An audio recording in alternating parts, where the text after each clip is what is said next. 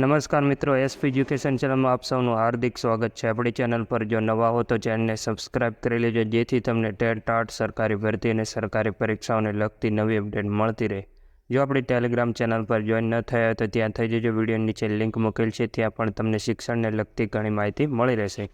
મિત્રો, ઘણા પરિપત્રો હોય છે જે ટેલિગ્રામ ચેનલ પર જ મૂકવામાં આવે છે, વિડીયો બનાવવામાં આવતો નથી, એટલે તમે ટેલિગ્રામ ચેનલ પર જોઈન થઈ જજો।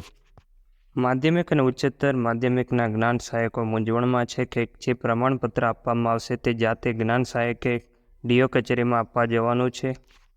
મિત્રો, સ્પષ્ટ રીતે જણાવવામાં આવ્યું છે કે શાળાને આદેશ આપવામાં આવ્યો છે કે 18 મે સુધીમાં જે ડીઓ કચેરી છે ત્યાં જ્ઞાન સહાયકને સંતોષકારક કામગીરીનું પ્રમાણપત્ર આપી જમા કરાવવાનું છે। એટલે શાળાને સૂચના આપવામાં આવી છે, એટલે શાળા દ્વારા આ પ્રમાણપત્ર રજૂ કરવામાં આવશે।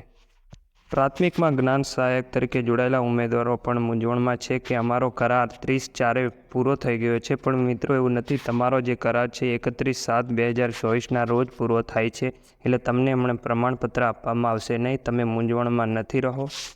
પ્રાથમિક વિભાગમાં 31/7/2024ને રોજ તમને એસએમસી સમિતિ દ્વારા પ્રમાણપત્ર આપવામાં આવશે અને સ્કૂલ દ્વારા આચાર્ય તમારો જે પ્રમાણપત્ર છે તે ડીઓ કચેરી સુધી પહોંચતું કરી દેશે અને તમારો કરાર રિન્યૂ કરવામાં આવશે।